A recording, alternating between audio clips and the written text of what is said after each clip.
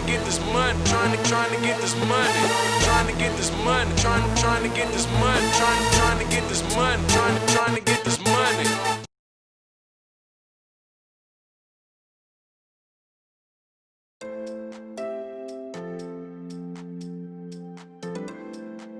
Investing is just taking dollars that you could spend today and sacrificing so you can have more dollars to spend in the future. And to me, I'm fine making some short-term sacrifices so I can have bigger paydays in the future. I've come to a point where I feel uncomfortable if I have cash sitting in the bank. That money should be fully invested, especially when I was in my 20s, 30s as well. You know, when I hit 50s, 60s, 70s, that will change. But at this age, any money that's not invested is losing value, in my opinion. The purchasing power of those dollars is decreasing if it's just sitting in cash, but I'm not even worried about that because that's negligible compared to the opportunity cost of that money not being invested and growing at a significantly higher rate than from inflation, which is, we're talking 2% for inflation. I'm targeting 15, 20% is the opportunity cost that I'm missing out on if money's sitting in my bank account.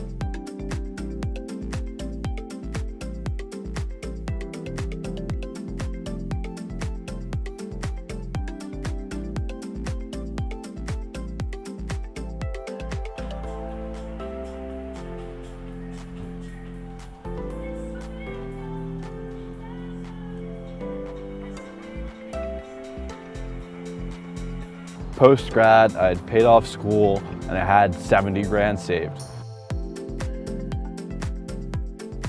which isn't a position that most students are in. And from there, I really saved it and continued to save and continued the same habits post-grad when I no longer worked for Vector to continue to put money towards that account. It wasn't 80%, but I continued to put a lot of money towards savings for what I perceived as a great opportunity to invest, or if my family ever needed anything, or if an emergency came up.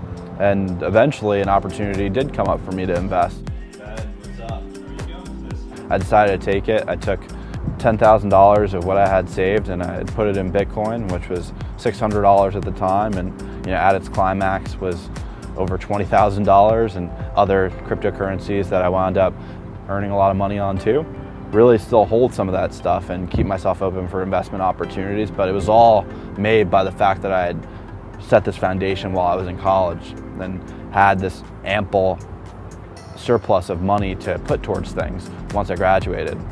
I know that most of my friends were in this position where it's like, man, I just want a job, and they didn't have choices of where they can choose to work. They were really going for anybody that would hire them, and that could have been in their field of study or outside of their field of study. And they were freaking out about finances. Many of them went back to live with their parents, which is totally fine. I'm not here to judge that, but they put themselves in a position where they weren't able to continue to excel, and they had to take steps back in order to take steps forward. And I graduated saying, like, man, I have so many opportunities. I don't feel restrained by money at all. I actually feel empowered to continue to earn more money and make this account grow bigger. And it was just my relationship with money had shifted for most of the people that I was surrounding myself with while I was at school.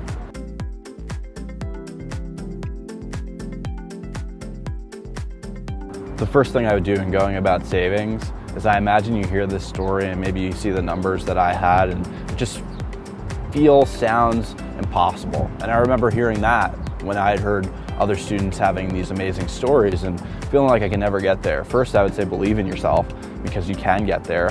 I'm not special. Anybody could replicate what I did and do more, and people have.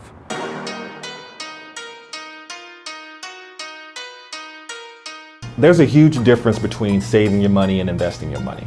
So a lot of people want to save their money under their bed, put it in a shoebox, but they don't realize that they're actually losing money because they're not keeping up with the cost of living.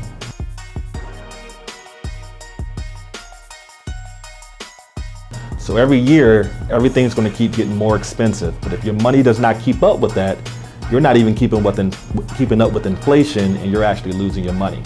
So you should invest in companies that you know, invest in vehicles that will do what the market's doing on the upside, and that keeps your purchasing power.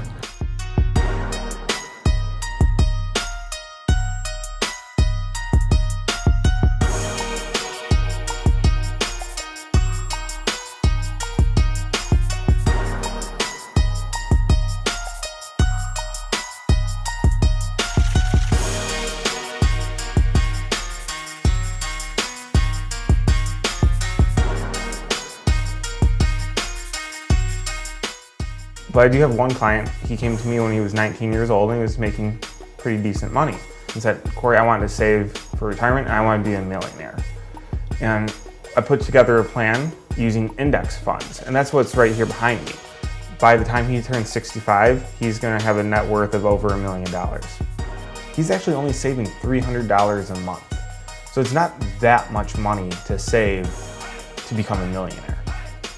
And I think that brings a lot of value to a 19-year-old to know, because it's a goal. You know, to save $1 million is a big, unattainable goal in a lot of people's mind. But for someone to save $300 a month, well, that's attainable.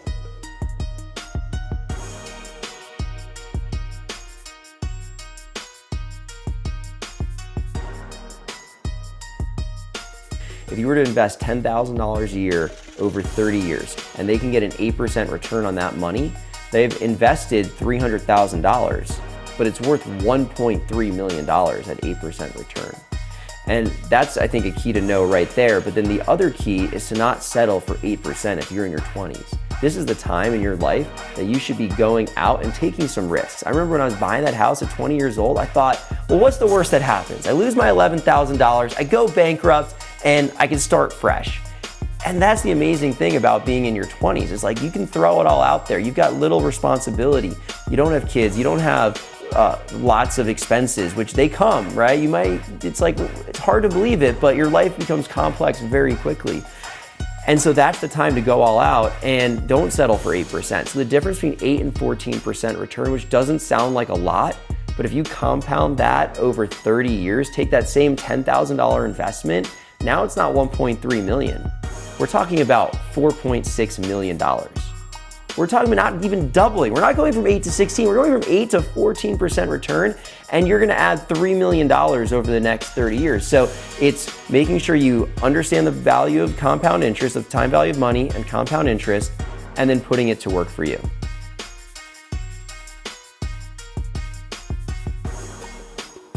When I think about the compounding of interest and building wealth over time, what comes to me is something that I learned early on as an investor, which is the rule of 72. So the rule of 72 is if you take the number 72 and you divide by the rate of return on your money, it equals the number of years for your money to double. So example, if you can find an investment where you can average about 7% per year over a long period of time, then take the number 72 divided by 7 equals roughly 10. It'll take you 10 years for that money to double. So if you're 20 years old and you invest $1,000, by the time you're 30, it's gonna be $2,000, 40, $4,000, $50, $8,000, $60, $16,000, 70, $32,000, just from that $1,000 that you invested when you were 20. Well, if you can get 12%, 72 divided by 12, that's 6. So that means it's gonna take your investment 6 years to double. Now imagine if you do that every single year. That was just invest $1,000 and never touch it again, never add money to your savings. Imagine if you're adding every single year, if you're increasing the rate of savings, you're growing this huge momentum ball, this huge snowball of wealth. And they say that the rich become richer. Absolutely true.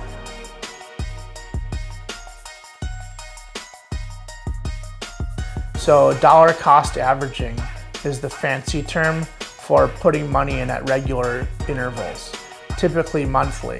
I would say the best way to take all the emotion out of investing is to systematically do it on a monthly basis. Because what happens is when the market crashes, that's the best time to invest your money.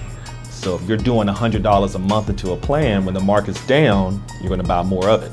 When the market's high, you're gonna get less of it, and it kind of averages itself out over time. And I consider that dollar cost averaging very much like weightlifting. So when you do a bicep curl, when you're starting bicep curls, you might start with a 10-pound weight and you have the form, right? It's the same form. You're using the same form with a 10-pound weight as you are with a 20-pound weight, with a 30-pound weight, with a 40-pound weight, with a 50-pound weight. So dollar cost averaging and monthly investing, it's the same exact thing. So we have a client that invests $50,000 a month. That's a lot of money on a monthly basis, but you know what? It's the same exact form. just more weight.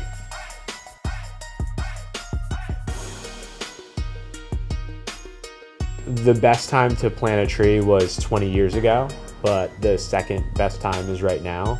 So in terms of someone that may be struggling with money or decisions that they made or lack of decisions that they made, don't beat yourself up. It's okay. There's always going to be more opportunities that come, and just learn from your past experiences. Whether you have debt, student loans, whatever you may have, it's never too early to start investing.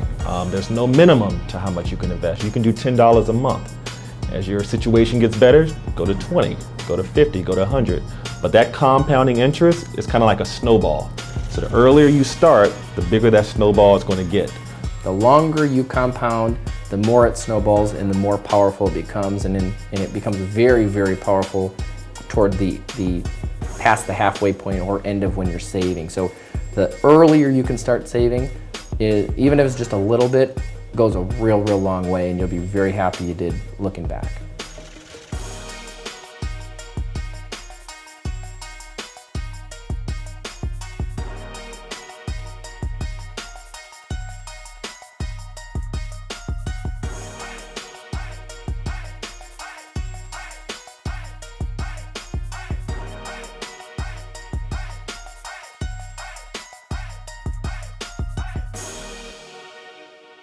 A great thing for a student to save for, I think, is their first house. And especially looking at that first house as an income property while you're younger and you're used to having roommates.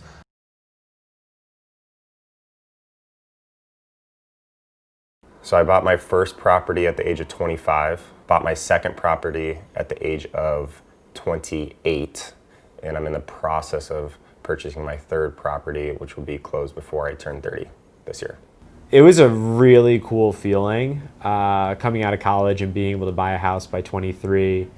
A lot of my friends don't even own homes now, and close to the 30 mark. So it was really cool to buy that home and have that idea of a rental property. What was even cooler was I reached out to a money manager who gave me an internship when I was 17, and I told him my portfolio, and he told me his jaw just hit the floor. I bought my first investment property when I was 20 years old, currently 34, and I have 8 rental properties, which is 11 doors. And because at 19, 20 years old, when people would say like, oh, you're trying to buy a house, or right after I bought it, like you bought a house, they couldn't comprehend it. And it ended up being a great decision. I still own that house, it still cash flows for me, and it just really got me off to the start that I needed in terms of investing in real estate.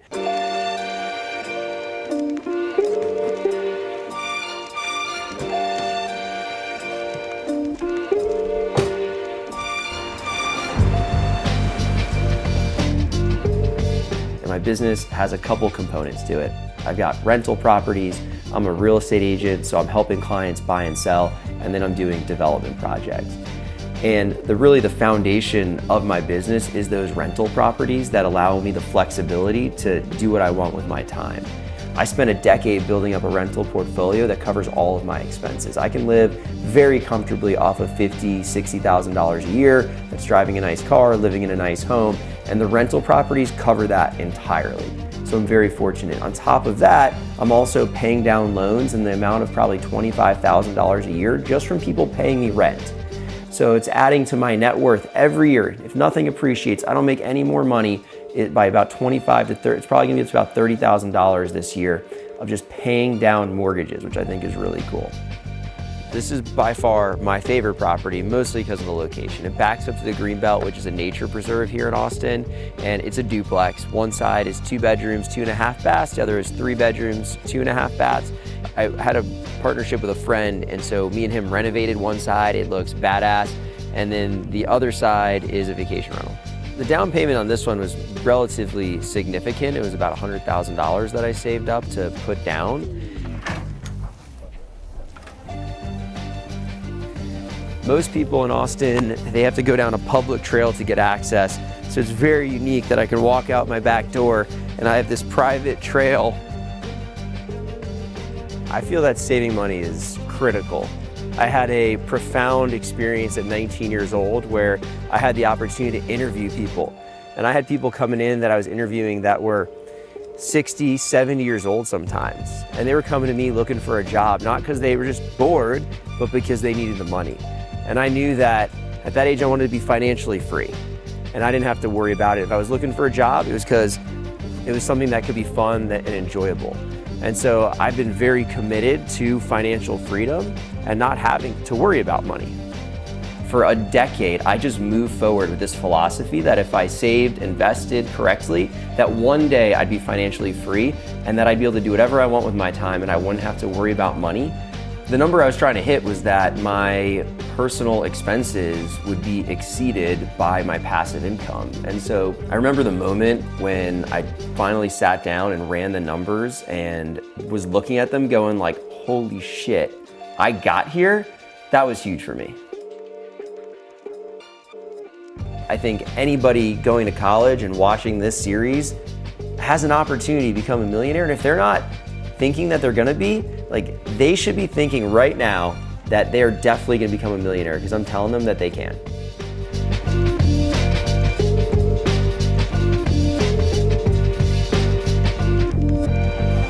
Just so happened 2 weeks ago, jumping in my Bentley and I go, wait, what? Who's that putting a sign? That's a real estate sign. Walked over, said, hey Gracie, are you selling this?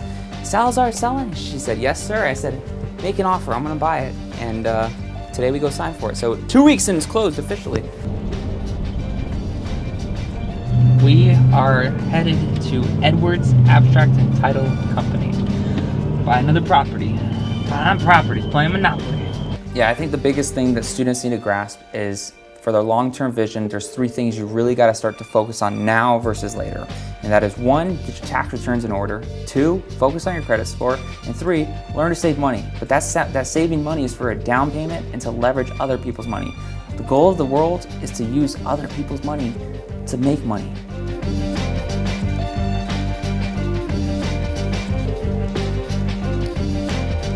Ladies and gentlemen, we have bought another building. Yay, good days. My goal is 6 months. I want to pay this sucker off in 6 months. My goal, 6 months. I just gotta stay away from that filet mignon, champagne diet, and stay away from all that stuff. Ramen noodle, people. That's what I'm gonna be eating a lot. Ramen noodle, chicken, sweet potato, broccoli, that's it. Why? Because we on a diet and we on a budget, people. Balling on a budget. You're never going to be able to use other people's money to make money if your tax returns aren't in order, you don't have a good credit score, and you can't save any of your own money. Banks are not going to give you money if you can't even save money. So saving money is the first step. It is the most fundamental, foundational first step, and it's usually the hardest, and that's why people don't do it. So through discipline, you get things done.